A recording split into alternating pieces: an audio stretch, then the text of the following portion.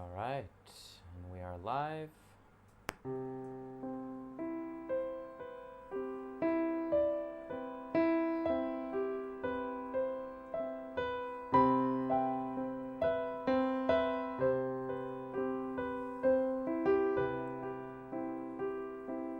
Hello everyone, and welcome to another Sunday live stream. My name is Ronnie GBZ Jr. and this is my project, Ellipsis.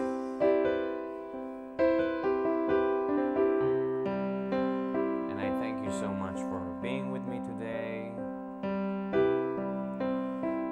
where we're gonna play some music,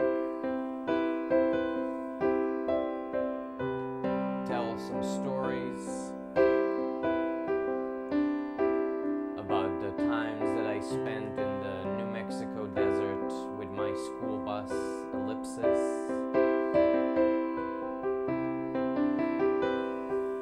Which is not with me right now because I happen to be in Israel right now, which is where I was born and raised.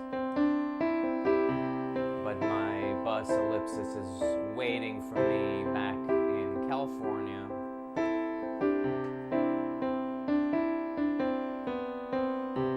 And with it, once I get back to it, I plan to travel across the US, North America, heck, maybe even one day the world, and share my story and share the gift of music to everyone and anyone. Really, as long as there's a dirt road, I can get there with my bus, and it will have an open,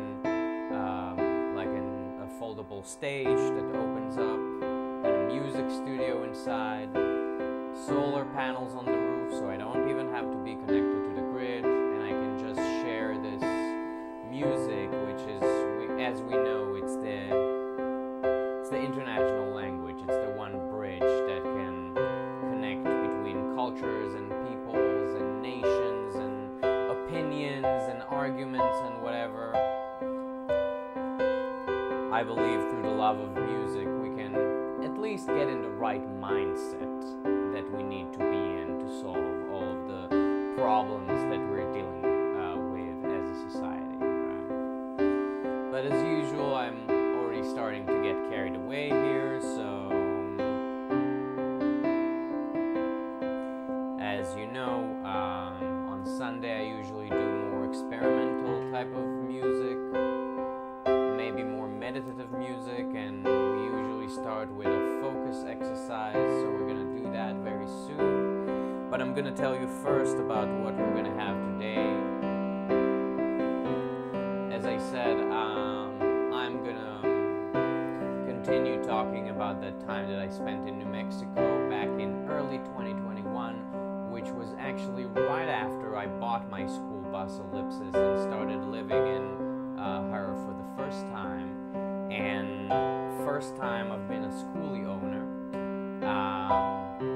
And that was in a little property, a little acre property, right outside of Deming, New Mexico. Completely off the grid, completely in the middle of the desert, no electricity, no water, just living in the middle of nowhere. Myself, my bus Ellipsis, and my hosts, Rock and Ruth. And Rock is a very nice guy that I'm going to tell you a bunch about today. His nickname is Rock.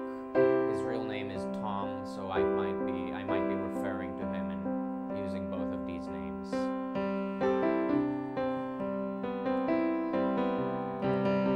So hopefully we can get to some of that. As usual, I had some technical difficulties right before beginning this stream, and I'm gonna actually check now that me getting on the stream, okay, yeah. So I have a video here that is rendering in the background because I noticed there was some issue with it and I had to re-render it. Doesn't matter. Hopefully it's gonna get done at some point during the stream, and then I'm gonna show it to you because I think you're gonna like it. And if not, don't worry. We we have plenty of other options and plenty of other interesting stories. In fact, I'm pretty sure we won't get to everything that I planned to do today, as usual. But since you're here and since you're listening to this, I hope you're enjoying this, and I thank you so much for your support. I thank you so much for tuning in. Thank you to our new follower, Indigo_K. I've already said the name yesterday, but I'm going to say it today as well because it's part of the same weekend. Thank you so much for following, and welcome to this community, which is now pretty small. But with your help, it's going to grow because you are my audience, and without you, this channel won't actually amount to anything. So if you like what I'm doing, if you think what I'm doing is worthwhile, please follow me on every platform that you possibly can. I'm on Facebook, Instagram, YouTube, Twitch, Kick.com, soon on TikTok as well. And you can find all of the relevant links through my link tree, which you can get to from my Instagram page. You can just look for Ellipsis Bus, ELLIPSISBUS, wherever you can, wherever you want to look for it, you'll find it on either of these platforms that I mentioned. And please follow along, and if you like what I'm doing even more than that, right, you can also join my Patreon, where for right now there is one tier called the Friends of Ellipsis, and for $5 you can become my friend for money. And I don't know yet what's going to be in it for you, because I know it's all a transaction nowadays, right? Even when people support good art. But there's going to be stuff in it for you in the future. So yeah, I mean, it's as simple as that. If you believe in what I'm doing, if you would see me on the street and just, throw me a couple of bucks, you can do that, but online and every month. So you won't forget.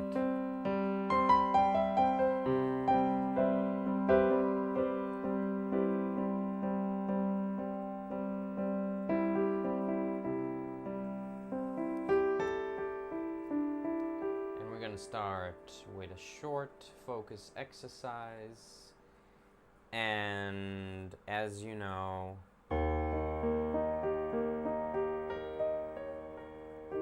you already know this exercise. It's called an NSDR script, and for that I would just like you to find yourself in a comfortable position.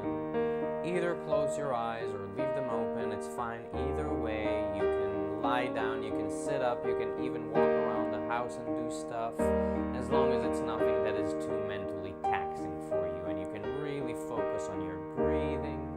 Breathe in and breathe out, and when you're breathing in, say to yourself the word in, and when you're breathing out, say to yourself the word out.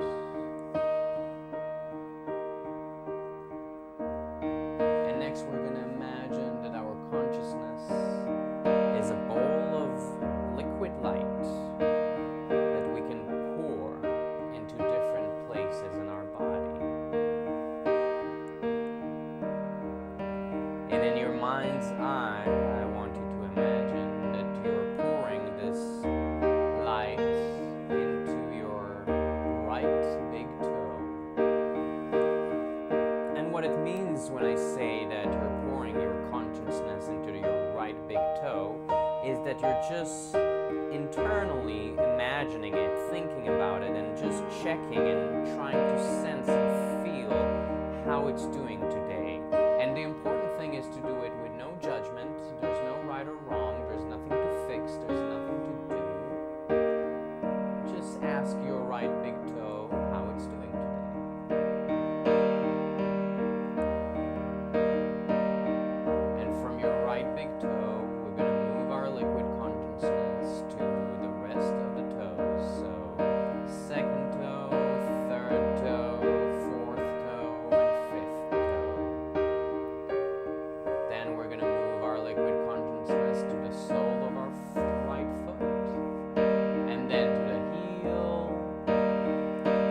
finally just expand our consciousness and pour our liquid light into all of our right foot.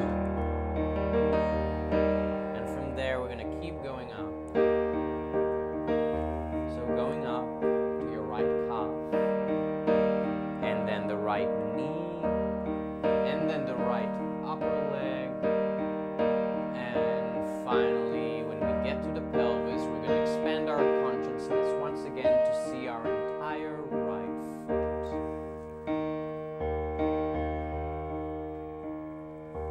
And from there, taking a brief detour through the pelvis, going down, down, down our left leg until we get to the big toe of our left foot. And pour our liquid consciousness there and ask it how it's doing.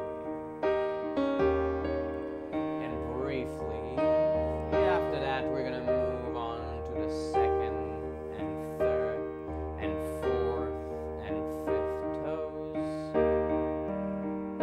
And next to the sole of the foot and to the heel. And then we're going to expand our liquid consciousness to our entire foot, our left foot.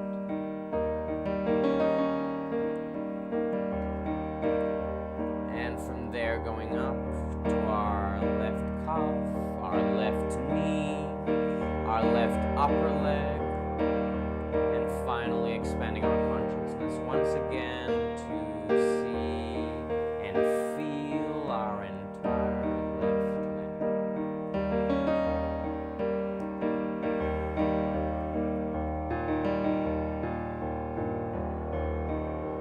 Now we're going to stay in the pelvis for a little while. The pelvis is our source of power for both men and women, and anything in between. And you can imagine your liquid consciousness, your liquid bowl of light just sloshing around inside this bowl that is your pelvis, and ask your pelvis how it's doing today.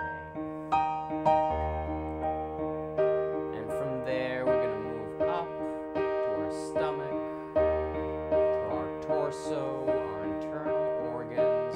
There's the diaphragm, there's the spleen, there's the appendix, maybe, why not? Maybe some of you don't have it anymore. And our lungs that go from the front of our chest all the way to the back. It's a 360 degrees structure.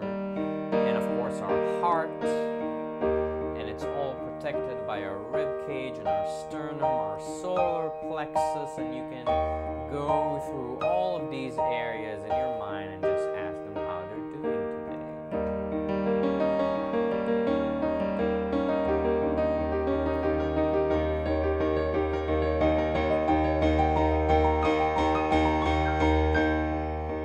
Getting to our collarbone, slide to the right shoulder, and go from the right shoulder down to our right upper arm, our right elbow, our right lower arm, our right wrist, and getting to the palm, we're going to go to the first finger, second finger, third finger, fourth finger,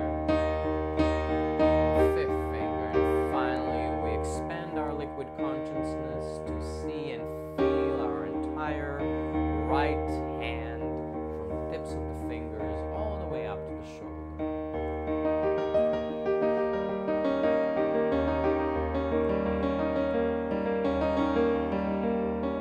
And sliding across the chest, we're going to do the same thing with our left hand.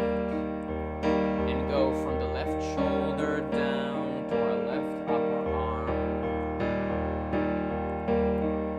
left elbow, left lower arm, left wrist, and get to the palm and do the first finger, second finger, third finger, fourth finger, fifth finger.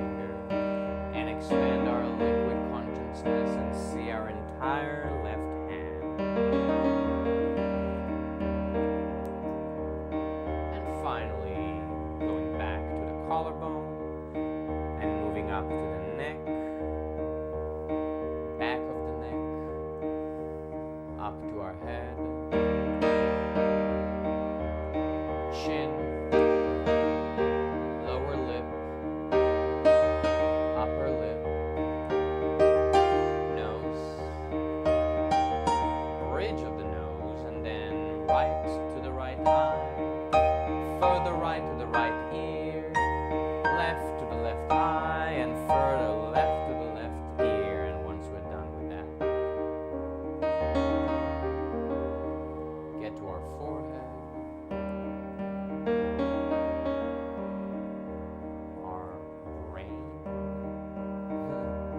whatever it means or feels to you to check into your brain.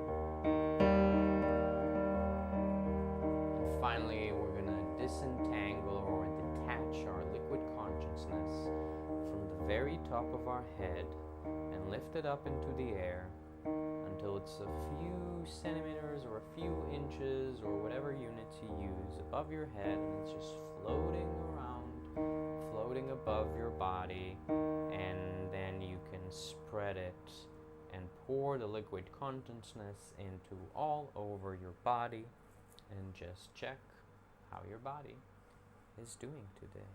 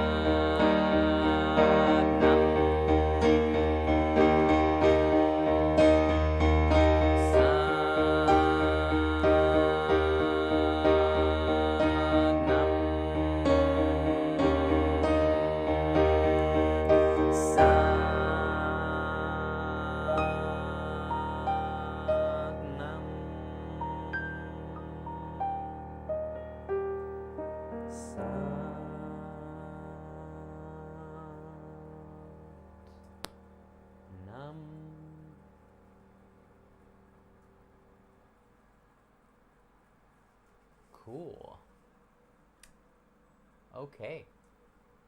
So, I got some stories for you today, which, as I said, they all come from my beginnings, humble beginnings, if you may, if I may say so myself. Humble beginnings as a nomad, as a schoolie owner. If you don't know what a schoolie is, which I'm sure you do, because most people who get to my content are from the nomad community, at least at the moment. But schoolies and people who live in like the van life lifestyle are just people who have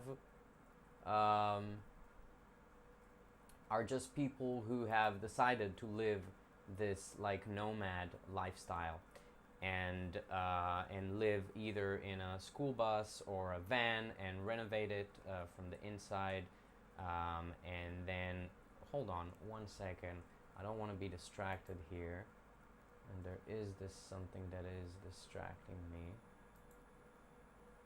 Let's see. I'm just getting a lot of like messages about frame drops, and I think I know why it is. It's about this video that was rendering. Okay, I guess I'll just have to. Yeah. Okay. I guess I'll just have to deal with that. As I said, I'll explain to you in a second why I did all of this. But anyway, yeah, so I have some stories. Actually, I may continue it. You might not see me all that well but I'm hoping that the you know what? Never mind. Never mind. Anyway, yeah. What was I saying? I got some stories for you from my humble beginnings as a nomad and a schoolie owner.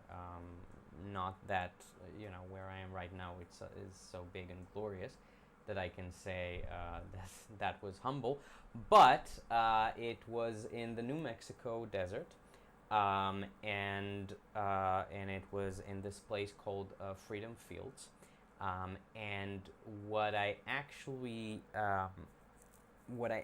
did back then is I started writing a book about my experience.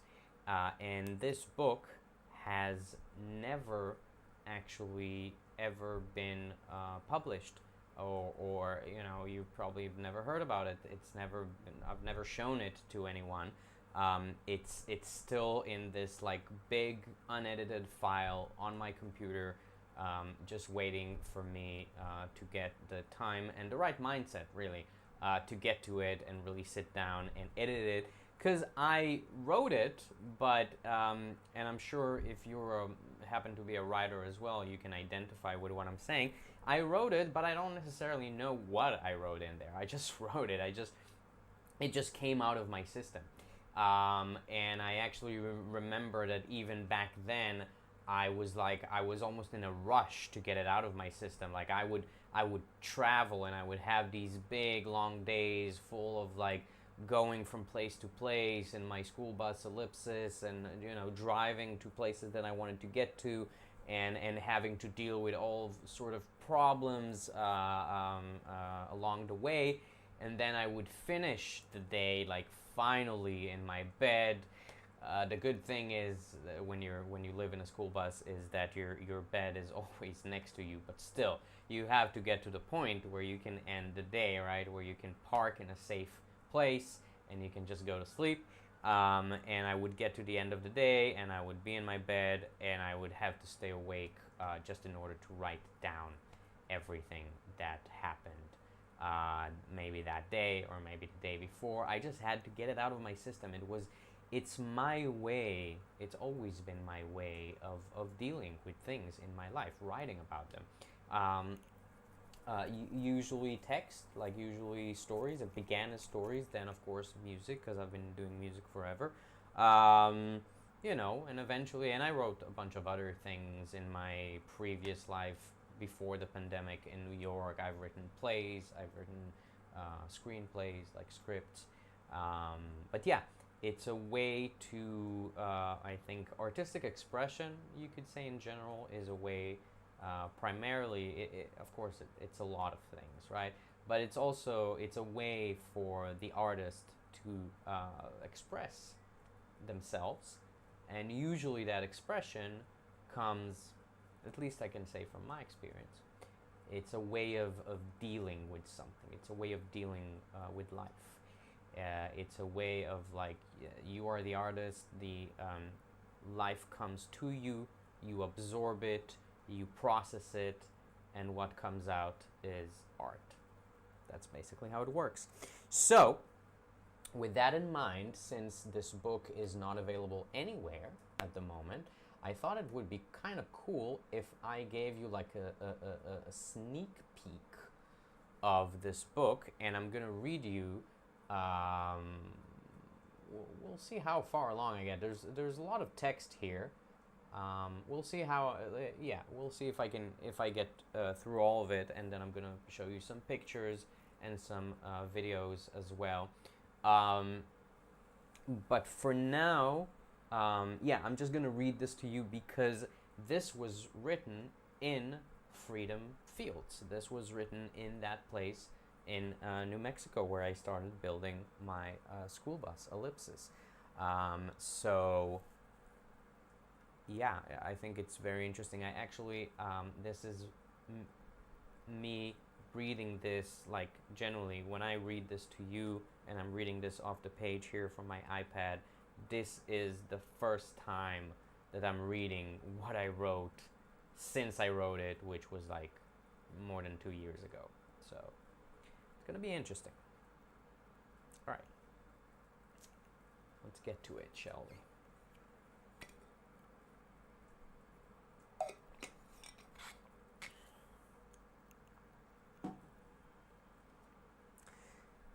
This story has to start somewhere, so quite naturally, it starts here. It starts here on a blow-up bed on the floor. The floor is a thin sheet of black rubber, dusty and horribly abused by countless schoolchildren in its traumatic past, but otherwise pretty okay. Underneath that, some plywood in similar condition, and after that, the metal. Right, we'll get back to that metal. The wind is blowing 30 miles per hour. It's shaking the world relentlessly. It's trying hard to do something, I guess. Equalize barometric pressure or whatever. It's like a person at a party who won't let go of you and keeps hanging around you sort of aggressively, and when he speaks to you, it feels like he's more screaming in your face, you know? I sometimes shout at it, "All right, wind, I get it, just shut up and leave me alone." But that never seems to work. But I'm comfortable, and my comfort is consistent for the first time in a while. Consistent comfort is important. It's part of growing up. It's also fun and relaxing. You have to change yourself in order to appreciate comfort, but it's worth it. It's basic comfort, not much. The blow-up mattress has a thick cover on it that makes it kind of soft.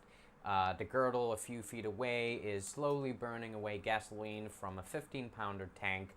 It's providing heat for my fingers as they are writing. I'm in a sleeping bag that turned out to be one of the best $20 purchases I have made recently. Despite the wind, the weather is getting warm these days. So just a side note, sorry, I'm going to stop reading for a second. I guess this was written, now that I'm reading this was written probably not in the first month that I spent there, because it was kind of cold, and I don't know if you remember the other stream, I said something about this flimsy sleeping bag that I was sleeping in for the first night, and now I'm saying that it's the best $20 I spent. So, you know, maybe I have some arguments to have with past me that wrote that, but never mind. Well, the point is, it was getting warm, I guess. So I was writing it started writing it probably in March of 2021, which was, I left Freedom Fields in April, so it's like a month before. All right. Despite the wind, the weather is getting warm these days. I have what I need. Hold on. I just thought of something, and this is, as I said, this is an experimental kind of stream, so I appreciate your patience. But I do have a video which kind of, I think, would convey what I'm talking about here, so I'm gonna just play it in the background while I'm reading. Let's see. So it was somewhere in here. Probably. Okay, let's try this one. Let's try this one. I think this is the one. Yeah.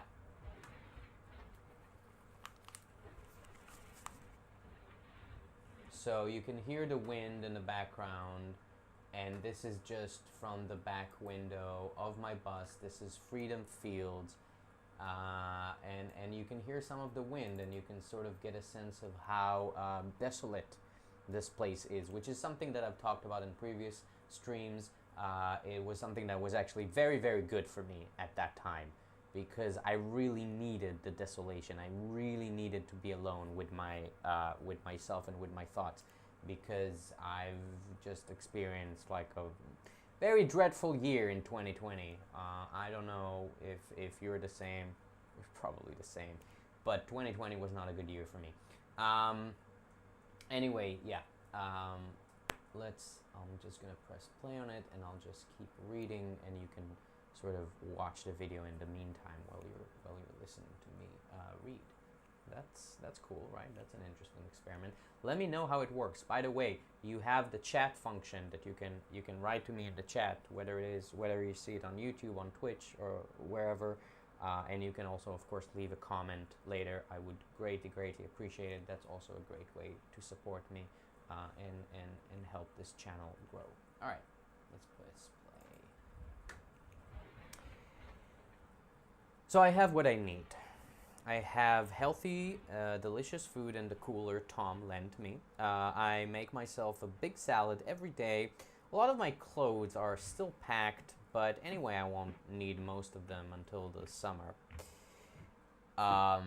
There's a lavender scented candle burning. A few days ago, I made little satchels filled with lavender and peppermint leaves, sprinkled with some lemongrass essential oil. I spread them around the back area. It smells good, and apparently it also keeps a lot of bugs and insects away. Now that's what I call a win-win. There are notebooks and pencils, and my beloved guitar is laying on the mattress right at my feet like a shiny black plastic pet. It's relaxing, is what it is, being here, living like that. It feels right. It feels like I've always searched for this and never found it until now. It feels like falling in love for the first time. As I said, you have to change yourself in order to appreciate relaxation. If you know how to get it, it's like a feast of golden honey. And yet, you cannot really enjoy this feast until you experience the opposite. In order to relax, you also need to know how it is to be under a lot of stress.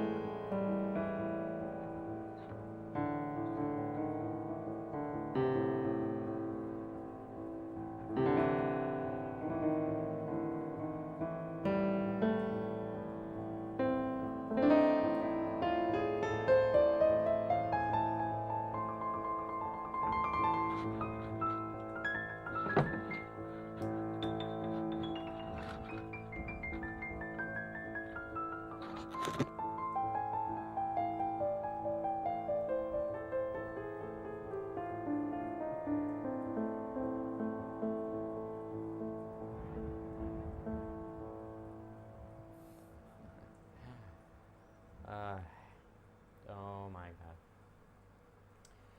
And who is this silly guy who's shooting a video all the way upside down like this? There you go. But you can see, if you look really close, I think you can see some of the dust devils. Yeah. I should probably take this video and edit it a little bit further and just get the orientation right. Which is basically, by the way, it's what I've been having trouble with just before this stream, with this other video that I'm going to show you in a second. Let's see. I'm going to move to something... else here. So we did this experiment, I think last week. I'm gonna do it again. Once again, my apologies. I have filmed these videos that you're gonna see vertically as well, not horizontally, which I know is a very big sin. But I will have to confess here, as they say, "Forgive me, Father, for I have sinned." And I'm just gonna show you the. Hold on, bear with me for a second.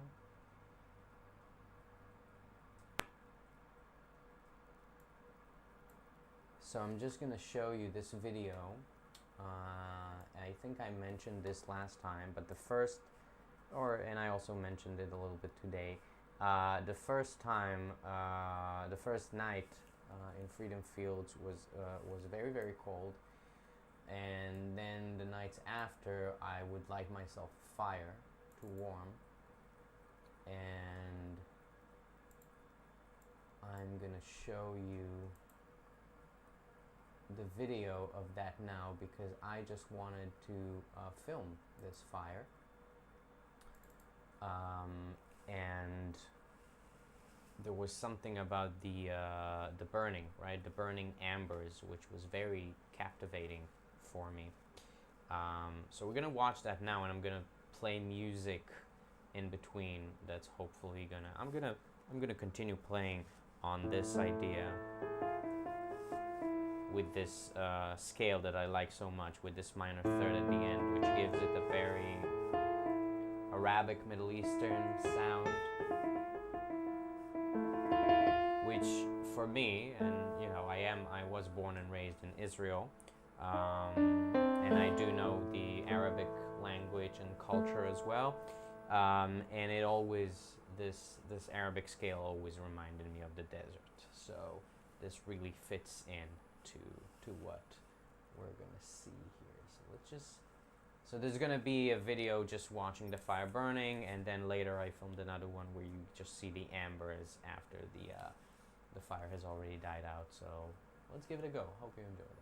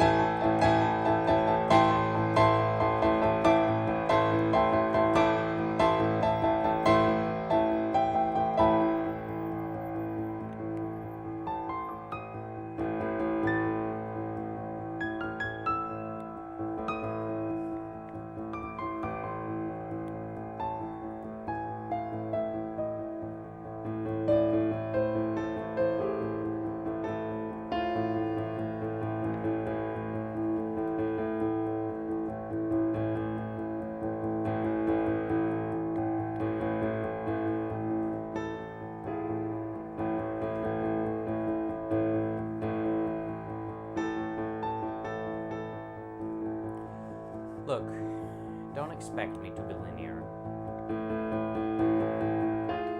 Being linear is exhausting. If there's continuity, you will find it between the lines, in the way I write rather than what I write about. It might be too vague to explain. Forget it. You'll get what I mean in the end. The wind is still blowing forcefully in my ears. The tarps I have hung as a curtain between the back half where I live and the front half where I work is moving back and forth in the wind in an unsure waddle. I insulated the place, but it's not airtight, so small bits of wind are still coming in through the foam insulation I used to block the big hole in the front where I raised the roof.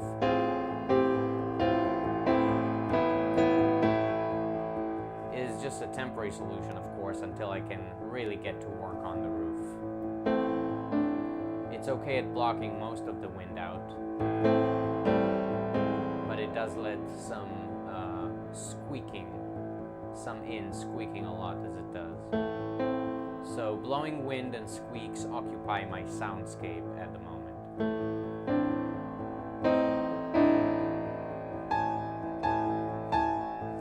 Squeaks.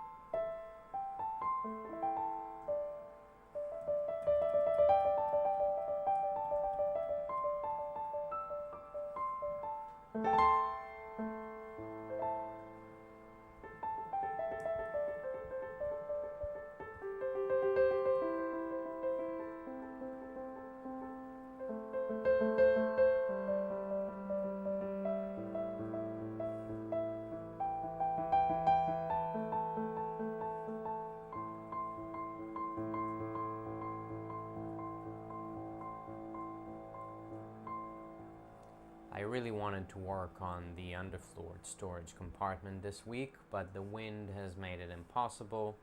It's been blowing for days. I tried to get some work done under the bus, but it was miserable. Dust kept blowing into my face. I can still feel the grinding dust in my hair. I'm not going to be able to shower until this wind calms down, so it's really rather annoying.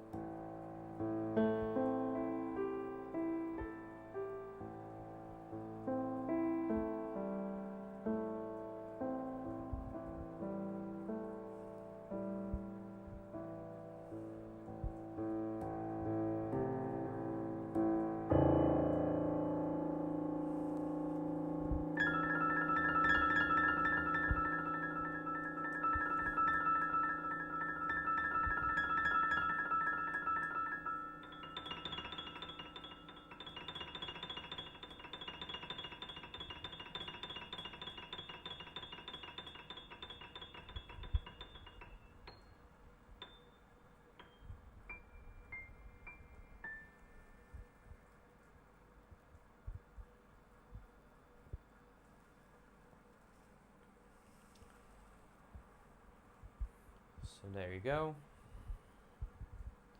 Just some more burning ambers.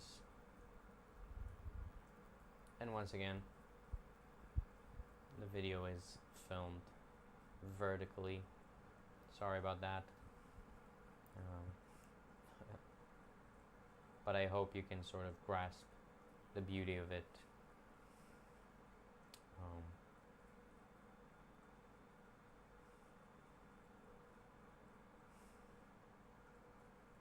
Cool.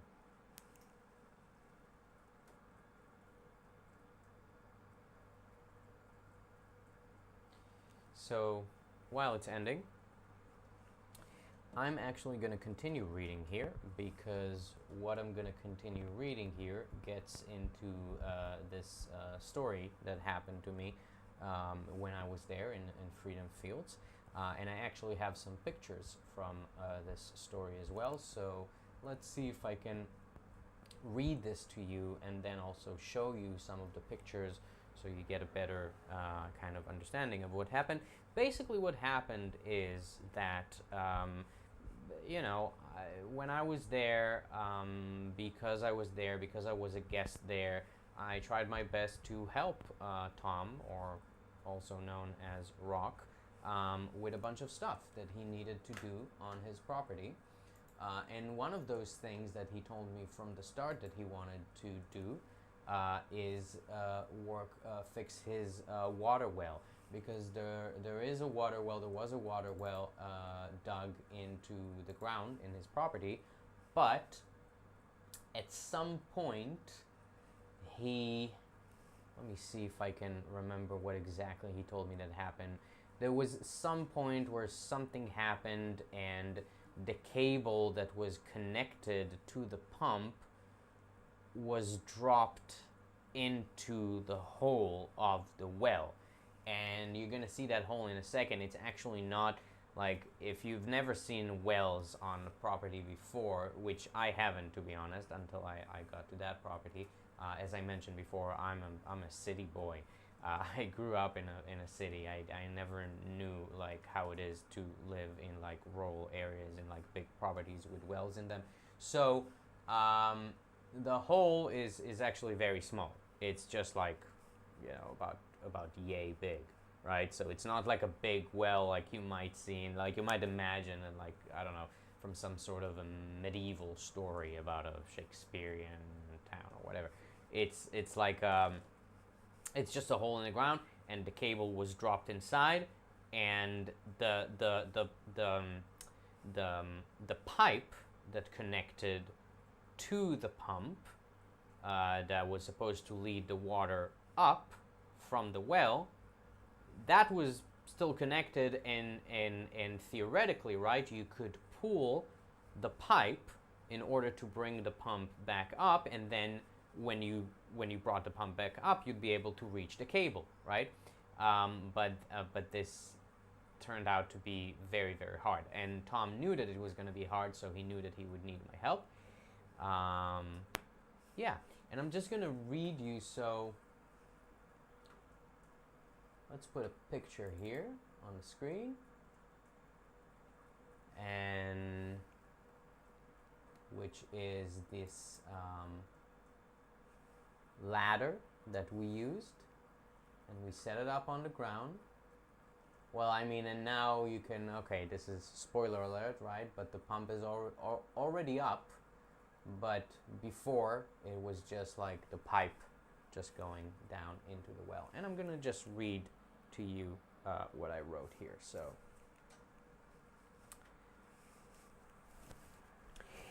and this week started off good. I helped Tom get out the pump that was stuck in the well.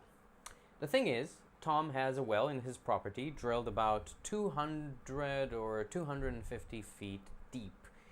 This well had a pump down at the bottom connected to a pipe which ran all the way to the ground. However, Tom has made a mistake one night and dropped the power cord that was supposed to provide power to the pump down the well, where it fell all those hundreds of feet down and got itself wrapped around the body of the pump in a huge mess. With no other way of getting it back out, the pipe in itself needed to be pulled out completely in order to reach the pump at the end of it. However, the pump has already been working for a while before that mistake happened, so the pipe was full of water. 250 feet of pipe filled with water is not an easy thing to get out of a hole in the ground. Ever since I came to live on this property in the desert of New Mexico about 3 months ago, I've wanted to help Tom fix the well. It just seemed to me like having a well inside the property and pulling out fresh water directly from the ground, no water companies and water bills, was the coolest thing ever. Tom kept putting it off But then one day he knocked on my door, on the door of my bus, and told me that he wanted me to help. He wanted my help to go do it. Right now, I asked if you can. He said. So I dropped whatever I was working on and joined him. We put up a tall ladder up above the well, and we wrapped 2 ropes on the highest rung of the ladder, one on each side. We used 1 rope to tie down to the pipe to make sure it doesn't fall down the well even further. Tom was down over the well, pulling the heavy pipe up with his bare hands, while I was at the top of the ladder, ready to pull the rope so it will hold the pipe, while Tom ties the second rope in a similar way lower down the pipe so it will become the next break rope, and so forth. It turned out to be a very difficult system, and after an hour and a half of pulling hundreds of feet of pipe with his hands, Tom said, maybe we could use the winch. The winch was brought together with the Jeep that he parked next to us to connect his car battery to the winch to get it to work. That Jeep proved out to be quite useful later as we continued working into the night and kept its headlights on so we could see what we were doing.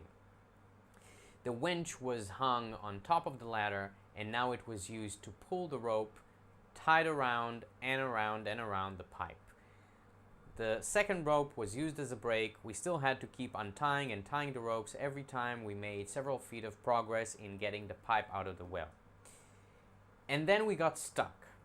Something wouldn't budge any further down there in the well, way too far down for us to see anything.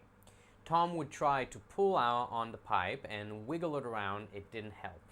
We tried bringing it down and up again to release whatever was holding it, but it wouldn't budge, and we were applying so much tension on the system. We kept talking about how any moment now the pipe would snap from the pressure and send the pump hurtling down to the bottom of the well.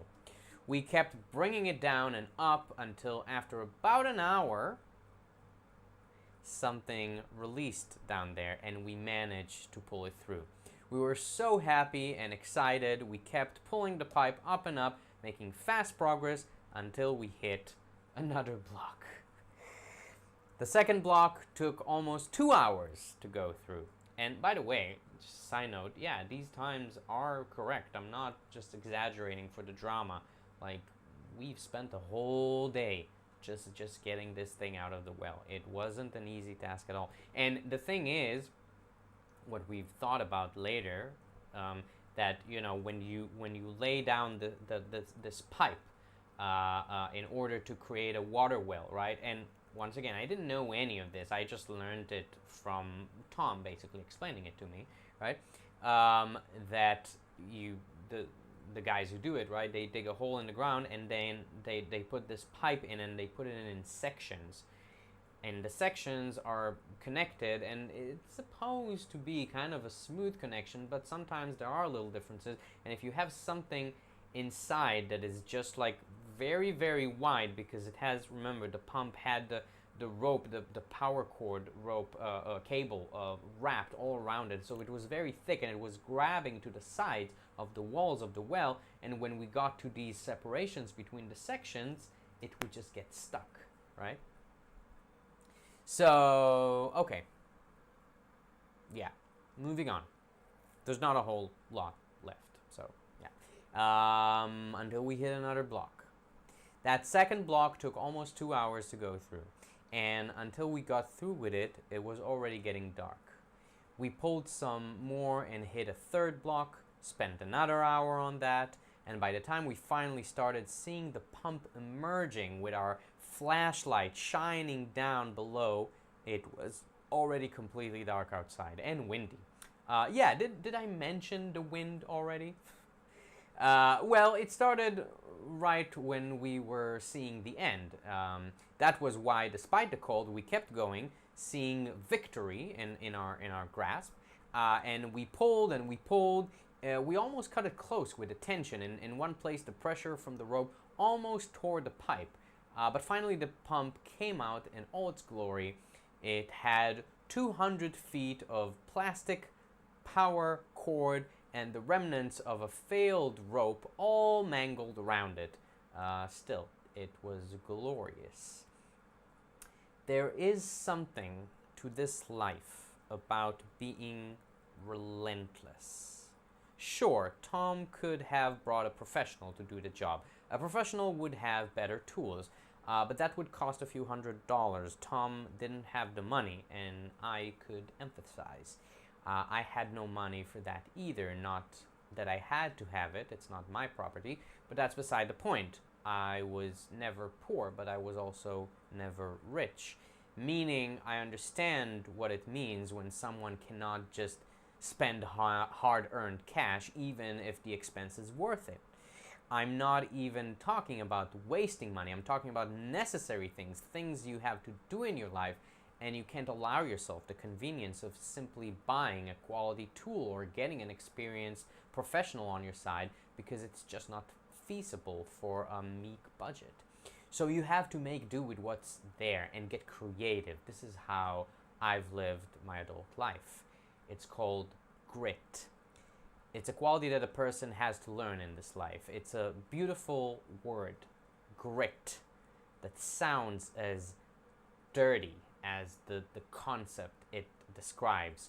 Grit is about staring down a mountain until the road's away from the waves of intention emanating from your eyes. It's also about trust in oneself and being cheerful in the face of hardship. It's what I came here, meaning to Freedom Fields. It's what I came here to learn. And boy, it's been a really good class so far. It's interesting. It's really interesting reading this. It's really interesting for me reading this like 2.5 years later, because just like, first of all, I just want to mention when I say there that grit is a dirty word, I don't mean dirty in like meaning like sexual or something like that. That's not at all what I mean. What I mean is that for me the word the word grit, but I was thinking of the word dirt because the word grit and the word dirt has a very similar sound to it, right? Many of the same consonants, etc. So when I think of grit, I think of someone who is just like thrown on the ground, thrown in the sand, trying to get something out, trying to do something, and the sand keeps getting in his, her, whatever, their body, hair, nose, eyes. There's wind, it's just very dusty, very dirty, very kind of ugly and unpleasant, but you know you have to suffer through it in order to get to what you're trying to do. And this has been my experience for the last 2.5 years, just owning Ellipsis and traveling around her and experiencing the nomad life for the first time for myself. And this is grit, and apparently I wrote about grit, even though I probably didn't really understand at the time just how much grit I'm going to need for the 2 years after that. But yeah, so that's interesting. So that's part of my book that I wrote, currently named Ellipsis 1. Just because there might be more in the future, I don't even know. But even that is not published yet, so you just got like a sneak peek of my book. So how lucky are you, right? Already a good reason to tune into this channel, and already a good reason to follow this channel. So just saying once again, follow me everywhere that you can. Follow me on Facebook, on Instagram, on YouTube, on Twitch, on Kick.com, and on TikTok. I'll be on all these platforms. I'm going to Europe soon in order to try and move forward my mission of sharing my art and my music and sort of bringing people together with the power of that, and also just experiencing continuing to experience really the nomad lifestyle, because I will be traveling there, maybe not in a school bus, but in other means, and meet cool people. So stay tuned in for that. I'm just gonna continue I'm gonna show you some more of the pictures here. So let's see. So this is once again from the well. So this is the pump, right? This is the pump after we got it out, and this is a picture from that night. As you can see, you know, I wrote about this in the bit that I just read you. But the Jeep was there, and the lights were, it was turned on, and the lights were helping us just see what we're doing. And once again, remember, everything there was off the grid. Everything there, like, there was no, like, Tom had electricity in his bus because he had solar panels, and his batteries were charged. But it was a bit of a trouble, right, moving the entire bus to this place just so we can have electricity. So he brought the Jeep, and we also used the battery of the Jeep to operate the winch that was pulling up the pump. But that is from the night before. I do have a picture from the morning after that I took. There we go, which you can see the ladder, and this right here, this white thing, this is the well. So once again, if you know how these wells look like, you probably look at this and you go like, oh, okay, of course. But I never knew, like, if I were to just walk around the desert and see this little thing coming off the ground, I would be like, okay, somebody built a pole for some reason. But then if you would tell me that this pole is actually covering a hole that is 250 feet deep, I wouldn't believe you right off the bat. I would have to see it for myself. And I have a picture showing that as well. So you're gonna see that in a second.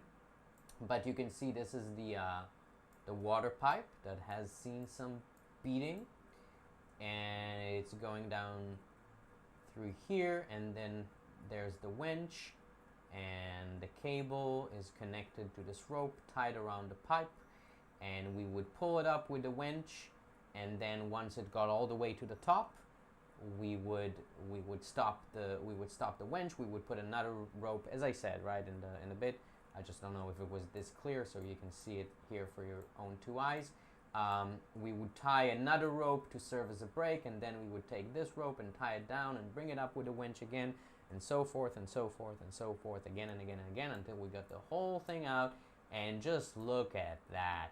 This is the pump, but the rope is just mangled all around it, and the power cord all around it. And yeah, this is what happens when you drop a 250 feet power cord, and it just goes around the pump. And this is why it was so hard for it also to get out of this hole, of this well.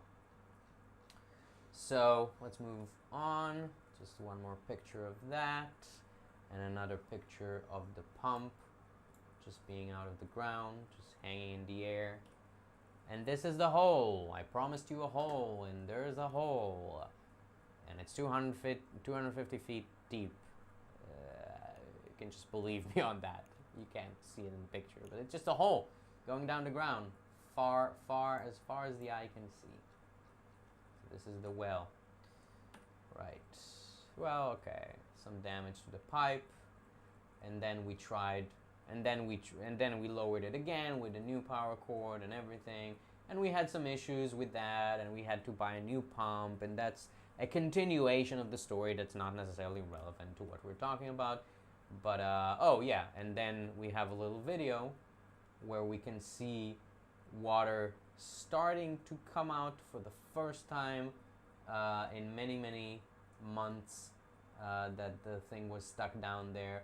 The stream here is pretty weak, so I don't remember what was the issue. He's probably, if you were to listen to this video, which is not, the audio is not on right now, but you might hear Tom explaining something, but I'm not going to do that right now. Just suffice it to say that eventually, yeah, he's trying to see what the issue is. You know, eventually we got that well to work, and it was pretty nice. It still had some issues. There was something also that I didn't mention in the story that I read you, which is that in order to release it from the block, right, when we were pulling it out and it was getting stuck all the time, Tom poured a whole like bottle of some sort of soap down there, so it will, you know, lubricate, I guess, everything and help the thing come up more easily. So he poured a lot of soap. I think it was actually like laundry detergent or something like that. And it did the job, right? It managed. We managed to get past the block, and we managed to pull it out. But it was also the water was then like full of laundry detergent, which is not something you want to drink in your water. So we had to pull water out of the well for a while until it got cleaner. And yeah, I mean, it was quite a story. And I don't think I've ever until this point realized how difficult it is to just get some water in your property in the middle of the desert. But it is. And it is very hard to operate a well, and it's very expensive as well, I've been told. So I don't know. I plan to have a property at some point in my life in the U.S. Probably not in the desert, but we'll see. And I hope by that time I'm gonna have enough money to just pay someone professional to do it for me and not do it like this, or you know, if I run into an issue like that once again. It's always good to have money for a professional. But if you gotta do it like that, then I don't know, maybe this little thing helped you. I don't even know if you're watching this and you might run into this issue in the future. And another thing that I wanted to show you, and this is the video that had some issues with the rendering, so I don't know if I should show it to you. Well, okay, whatever. I'm gonna show it to you just because, and then maybe for next week I'll render it better and I'll show it again. There was, well, first of all, yeah. So this story is about a snake. It's about a rattlesnake. And this rattlesnake was, well, I'll digress a little bit. When I arrived in Freedom Fields, I think it was the first night there, and I was walking around with Tom. He was just sort of showing me around, showing me the property, what I needed to know. And he was like, oh, by the way, the rattlesnakes are out in this season in the desert. It's like, okay. Once again, I didn't know anything about anything. And he was like, so if you go and you hear this noise, this, you know, just stop in your place. Just don't move. Because what it means is that you're getting close to a rattlesnake and it doesn't like the fact that you're getting close, so it's warning you. It's like its way of telling you, hey, no further. So you need to stop what you're doing, just stand still, and just try and look for the rattlesnake. And when you find a rattlesnake, move as far as you can from it, right? But it's not going to attack you unless you're attacking it. And this is something that you're also going to see in the video that I'm showing you, where Tom says that they're much less aggressive than people imagine them to be. So, and I was, when he was telling this to me, like in the first night, and I was so overwhelmed from everything, and I was overwhelmed from like having purchased the bus just like a couple of days before and driving it for the first time to Deming, New Mexico, and being there. And I was like, okay, Jesus, okay, there are also snakes. Fine, I'll just, whatever. I hope I don't run into them. But then one day, you know, a few weeks later probably, Tom called me and he was like, do you want to see a rattlesnake? And I was like, yeah, sure, why not? And he was like, okay, there's a rattlesnake. It's right here. It's under this thing, which it crawled under you know, in order to get some shade. This is what they like to do. And it's too close. It's getting too close to where he was living with his wife and his dog, Buddy, which you're gonna see in the video as well. Buddy, such a cute, big pit bull, like really scary looking. Like if you saw it run, it would have these amazing muscles that you just from looking at it, just from looking at moving its feet when it was running, you knew this is a killing machine. But he was such a gentle dog, and I fell in love with him because he was such a gentle dog, and he was so cute, and he was never violent to me or to anyone. You know, he would fight with Tom, but that's because Tom would fight with him. Like, it would be a thing that they would do, like, as a play thing more. So yeah, so I guess that's where I also discovered that pit bulls can be really, really nice. It really all depends on the education, which goes the same, right, for human beings. All right, let me just play this video. So once again, I tried to make this cut of this entire story and give you some subtitles as well. You know what? Here's what I'm gonna do. I'm gonna show you, I'm gonna show you the video with the subtitles, and there's some part of it where the render didn't go correctly, and the video is rendered like vertical instead of horizontal for some reason. And I did manage to fix it, but not in time for this stream. So my apologies. You're gonna see a better version of it, I guess, next week. But for now, this is the snake story.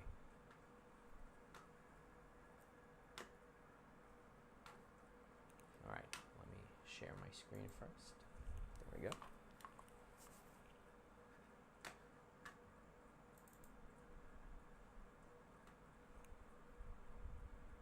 So this is where you'll find them, in the shade. Alright, let me... Okay? So like under your bus when you crawl under there to work on it. Yeah. Listen to this noise. Yeah. This is all from you, little guy. Yeah, that's the rattle. The rattle thing. Yeah. Yeah. Sorry, I'm gonna stop this. You know, I'm gonna stop this for 1 second. I just want to mention something that I think it's probably important to mention before you watch this video, and I forgot to do it. So he's gonna show how he plans to catch the snake, which is a very primitive method, but once again, this whole grit thing, right? You don't have money necessarily for tools, and you don't have money to order bring some professionals over, so you do it yourself.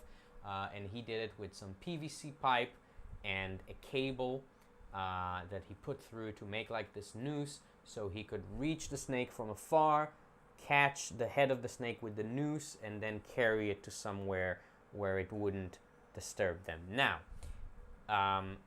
he did it in a way which it was supposed to be very humane, right? He didn't want to kill the snake. That was not the intention. And I did see later, I did meet some property owners who would just try to kill the snakes, like try to even shoot at them with their gun, which I don't understand, because there's very little, like, you have to have amazing accuracy with a handgun in order to do something like that, and I don't think it's worth it. But whatever. He did it in a very humane way. He did not want to kill the snake. And he didn't. And he didn't. I want to say this. The snake was alive. The snake is alive at the end of the video. However, there is a moment there where the noose that he made got tied too tight around the snake's neck, and he couldn't set it free. And he was trying to, but he couldn't. And also, he couldn't just kind of reach down and because it's dangerous, right? The snake might bite his hand, even though he's trying to set him free. So I'm saying all this to say that there is a moment there where the snake is visibly in pain, and if you don't like seeing something like that, you might want to tune out for this little bit. And once again, The snake is okay. It lived. We managed to set him free at the end of the video.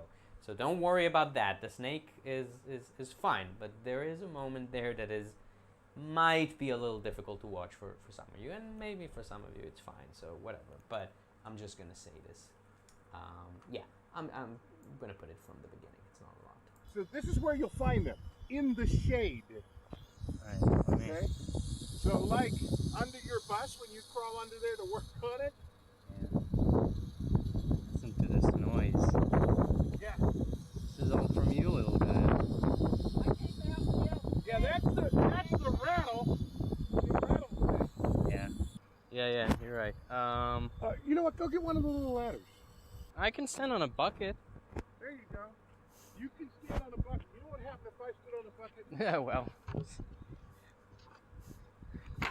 About a quarter of your size. This is true. I'm videoing, you know, so you don't want this to go on YouTube, right? I don't care.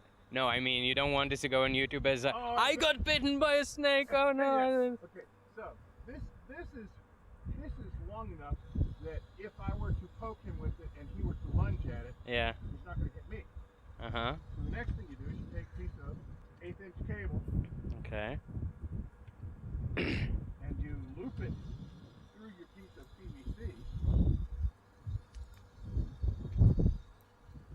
to make a noose. Oh, I see. And then you try to get his head through the... He'll raise it right up. Okay. What I've learned about rattlesnakes on my property here is that they don't like to be messed with and they're kind of smart. So if you relocate a rattlesnake from a place where he's been hanging out, 1 or 2 times he won't come back. He's smart enough to avoid it. Yeah, he's smart enough to avoid that spot. Yeah. Right. So the good news is that rattlesnakes and bull snakes and brown snakes and so forth, they all help control the rat population. What you want is you want the snakes around. You just don't want them next to your domicile. You don't want them under your stairs. Yeah. When you go to get in your vehicle, if you hear something that sounds like leaking air, don't think, oh, it's my bus. Okay. So we're gonna. Oh yeah, hey buddy. Strike at that. Strike at that. Oh, he got out of it. I got his head in there, but I didn't pull quickly enough, and he pulled his head back. Rattlesnakes are not near as aggressive as people imagine them to be. There we go. There you go. Yeah. So you can hear that it's sometimes. So I have the subtitles. This is also why it took so long to edit this video. But I have the subtitles just so you can see, because as you can hear, once again, repeating theme, right? That we keep getting back to, the wind in this place is just like relentless. Just goes on and on, like all the time. So you can hear a lot of that in the video, and this is why it's hard to understand sometimes what he's saying, but that's why I added the subtitles. So I hope it helps. Wow. He's good. Good. He knows who's got the loop. You gonna strike it?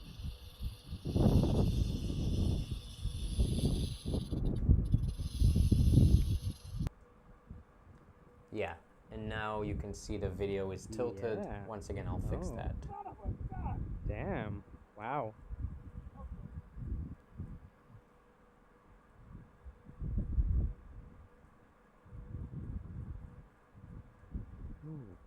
Man, I'm so sorry that this is like that. This is like... Oh, he's coming out of the bush. He's going onto the platform now. Sort of.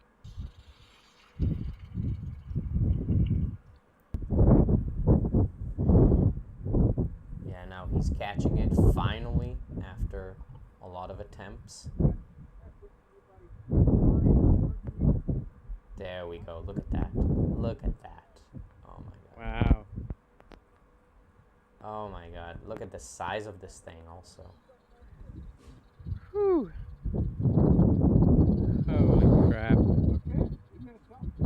it is.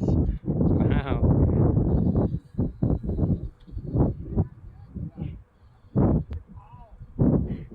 Where are you taking him? And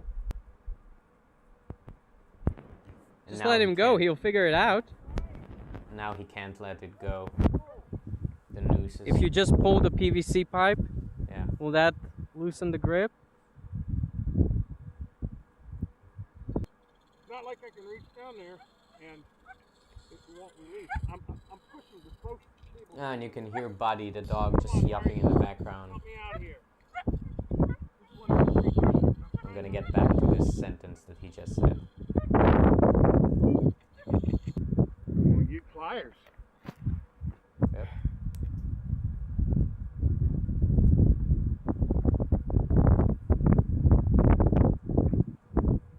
Look at this. He's gonna be pretty worn out. So retaliatory strike is probably not real likely. I mean, if he strikes during the struggle, this I might be able to get under the cable. And it's released. I'm sorry about that. Bad shape. I want my wrench back, okay? Hammer wrench. Oh my I'm god. gonna give you some shade. That, this is like a 6-minute video, but That this was that was a drama. yeah, that was a drama. That was a He was looking pretty docile there for a second, but he's curled back up again. Okay. He's in the shade. Yep. He's so aware of what's happening. I know. and this is Yeah. Buddy. You're gonna see him in a second. This is Buddy. You're in danger, and I'm like, no, I'm not. Buddy, it's okay. Buddy, it's okay. Buddy, it's okay. It's okay, buddy. You're a good boy. You're a good boy. You're a good boy. Good boy. all right. Well, okay. So once again, next week I'll have the orientation better of the picture, and you'll be able to see it better. But yeah, that was, so as I said at the end there, that was quite a drama, because you know, first of all, it's just scary. It was scary for me being next to this snake that can kill me. For the first time in my life, I've never experienced something like that. I've only seen in, like, I don't know, like National Geographic, right? When they show the people who go to catch the snakes. I don't know, I watched the show once, but I've never experienced it in real life, so it was kind of scary. There was some of that excitement. I didn't feel... The thing is with Tom, and this is a feeling that kept recurring throughout my time there, is that he always struck me like such a capable guy. He's been through a lot in his life, and he has really learned how to just take care of whatever was happening and keep going and have this grit that I was talking about, right? So when I was with him, I always felt safe, because I was always like, okay, if something bad happens, if anyone will know what to do, I'm standing next to that guy who would know how to do next to Tom. So, but it was a little bit dangerous, right? And then also, when the snake was finally caught, now instead of feeling the danger, we were feeling the anxiousness for, you know, we don't want to kill the snake. We want to keep it alive. And that was something else, by the way, which I have to say about Tom, which is, it always very impressed me that he was very, very kind, I think, to animals and to other people as well, even though he has been through a lot in his life.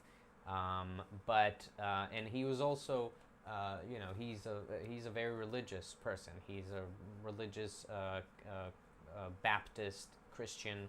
As I mentioned before, I went to his church also once or twice. Which, you know, I'm not religious. I am Jewish by birth, and it's my race, and it's part of my cultural identity. but I was raised secularly, which a lot of people actually do in Israel. I was raised secularly, and I was never a part of the Judaism religion. I know about it, I know a lot about it. I've read the Bible in school and all that, but I never practiced the religion because I'm not religious. I never was. I never needed it in my life, to be honest. And if other people need it, that's also perfectly fine with me.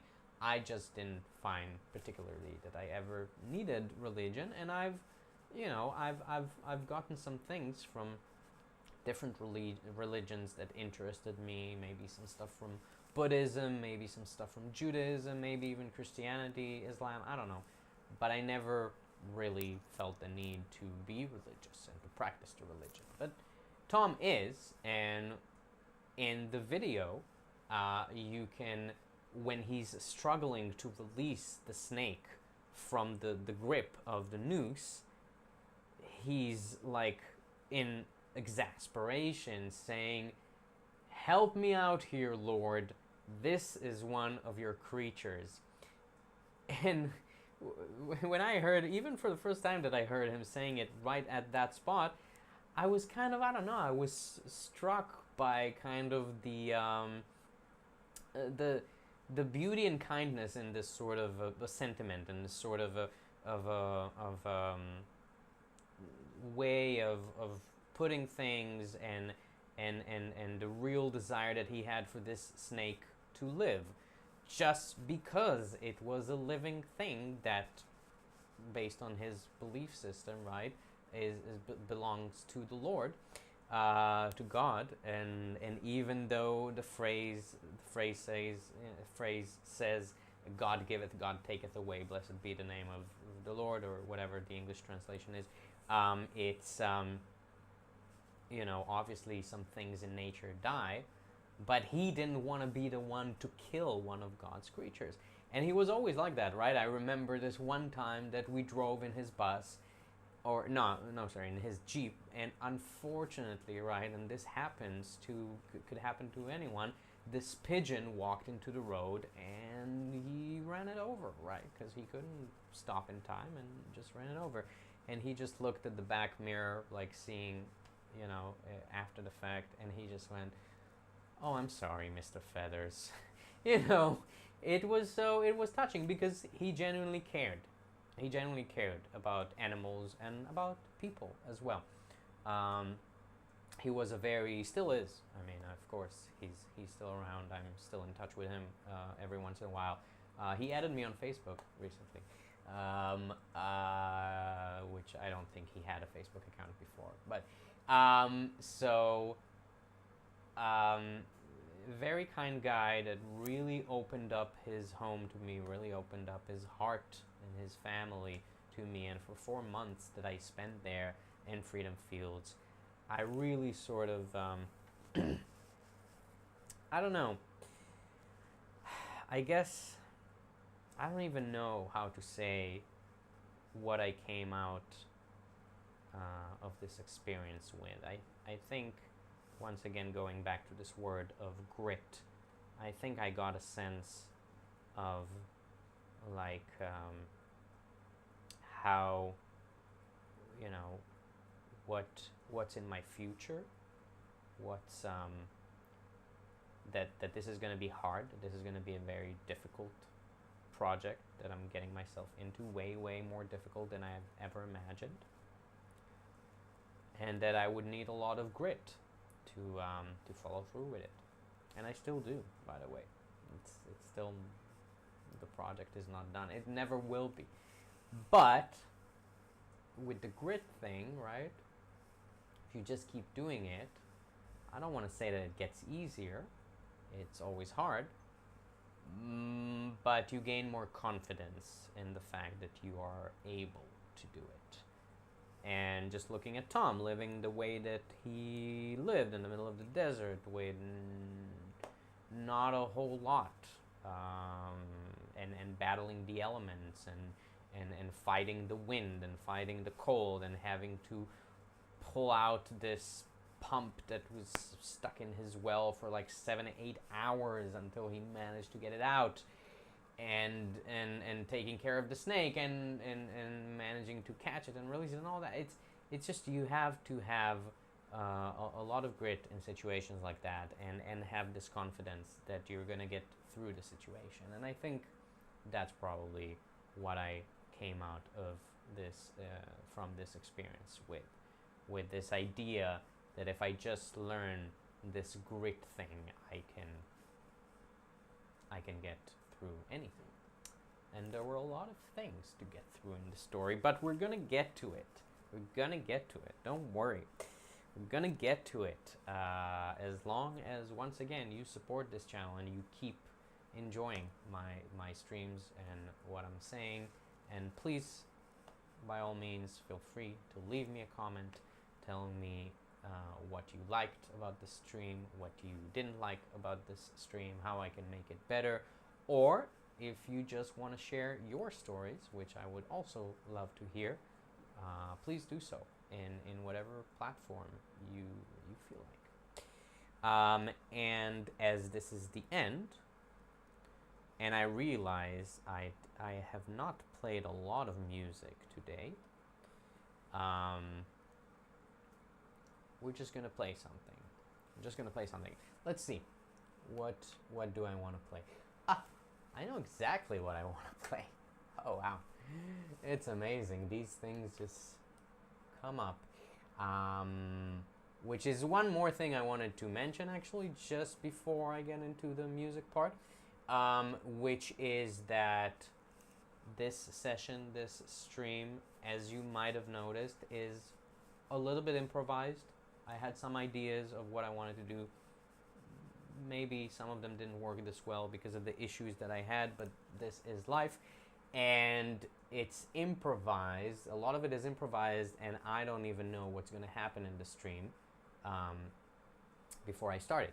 So it's really a little bit like jazz, which is, as you know about me, something that I like.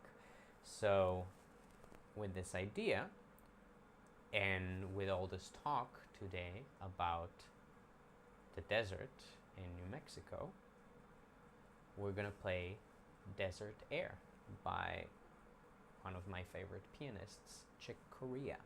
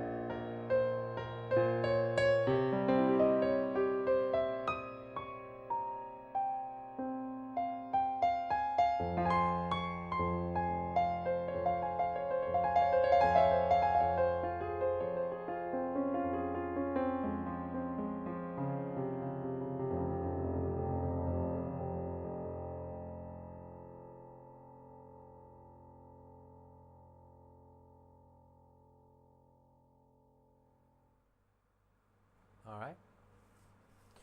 That was just a little bit from Desert Air by Chick Corea. Yeah. I didn't play it all the way through, just because of time's sake, and also because I don't know it that well. I should probably learn it for the next time. Better. But yeah, I hope that was good and sort of conveyed this feeling of the desert. All right. And it's time to end our stream. So, yeah, I mean, I think I've already said pretty much everything I wanted to say, everything I usually say, right? Please support this channel. I want to keep growing it. I want to have an actual audience that talks back to me instead of just me talking just to thin air all the time.